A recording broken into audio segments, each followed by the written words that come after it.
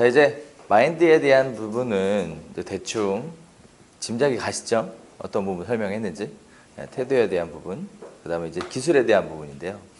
많은 분들이 아마 기술적인 부분에 대한 애로사항이 있으셔서 의외로 찾는 분도 많으실 거라 생각을 합니다.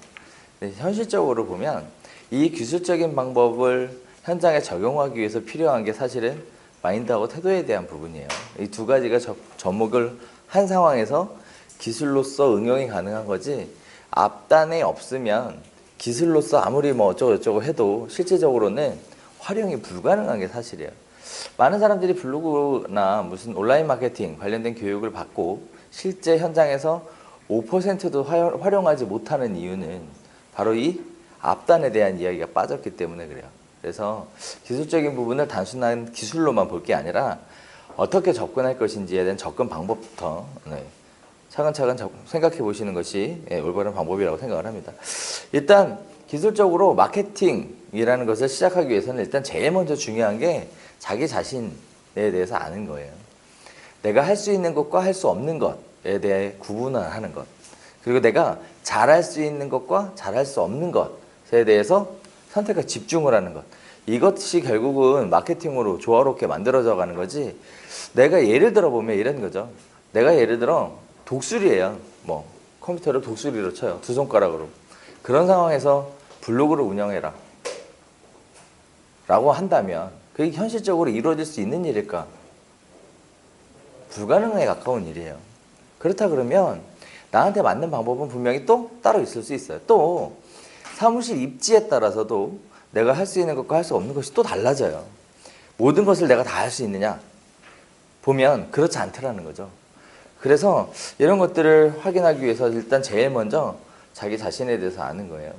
일단 나는 어떤 사람이며 나의 강점은 무엇인지 이런 것들을 알 텐데, 우리가 본강의 수업을 시작을 하게 되면 스트렝스 파인더라는 것을 나눠 드릴 거예요. 그리고 스트렝스 파인더를 통해서 나의 강점이 무엇인지 찾아보고 그 강점을 가지고 내가 무엇을 어떻게 현실적으로 이루어 나갈 것인지 한번 찾아보는 시간을 가져보도록 할 겁니다.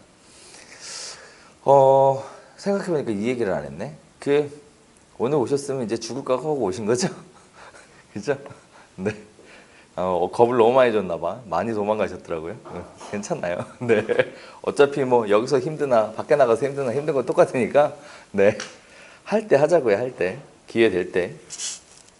자, 그다음에 나에 대해서 잘 알았으면 그 다음에 해야 될 거는 나 자신을 파는 거예요. 나 자신을 파는 거.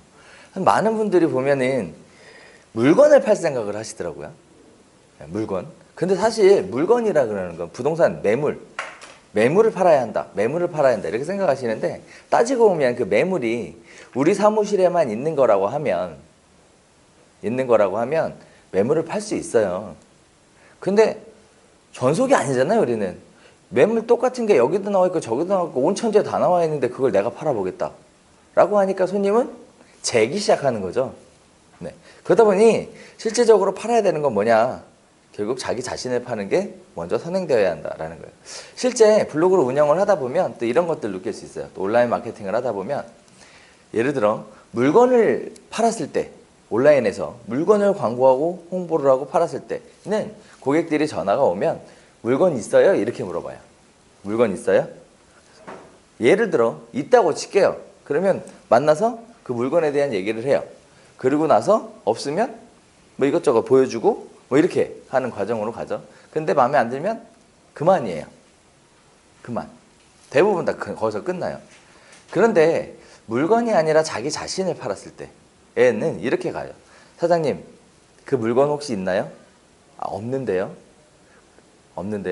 그러면 그런 물건 하나 찾아주세요. 이렇게 가요. 매물을 홍보했을 때는 물건이 없는데요? 라고 얘기하면 네, 알겠습니다 하고 끊겨요, 전화가. 매개체가 없다라는 거죠. 근데 사람을 홍보했을 때는 물건이 없어도 찾아달라고 한다는 거예요.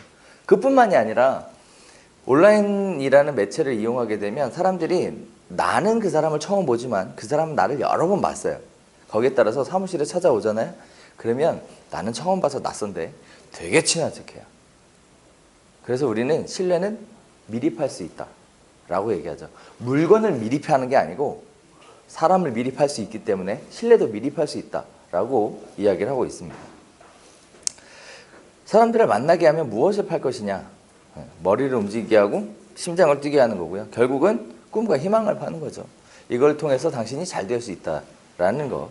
그렇게 하기 위해서 필요한 것이 환경적인 분석이라든지 또 전략에 대한 수립, 그리고 실행, 그 다음에 평가를 하고 어떻게 개선해 나갈 것인지 효과에 대한 분석, 이런 것들이 자연스럽게 뒤로 이어지게 됩니다.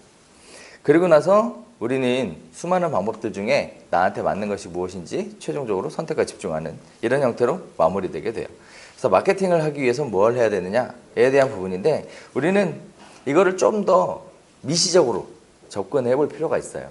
미시적으로 아주 굉장히 객관적이고 디테일하게 한번 접근해 볼 필요가 있어요.